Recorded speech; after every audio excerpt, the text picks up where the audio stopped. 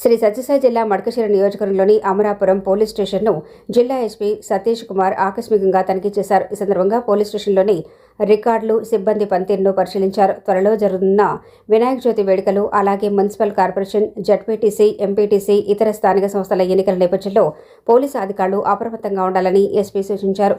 శాంతి భద్రతలకు ఎలాంటి విఘాతం కలగకుండా ముందస్తు చర్యలు చేపట్టాలని, సమస్యాత్మక ప్రాంతాలపై ప్రత్యేక దృష్టి సారించాలని ఆదేశించారు. వినాయక చవితి సందర్భంగా ప్రజలు శాంతియుతంగా పండుగను నిర్వహించేలా అవసరమైన భద్రతా చర్యలు చేపట్టాలని సూచించారు.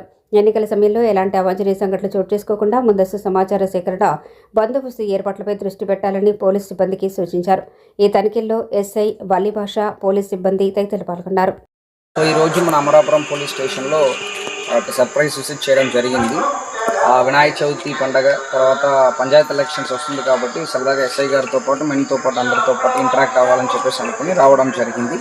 సో మెన్తో పాటు కూడా ఇంటరాక్ట్ అవ్వడం జరిగింది.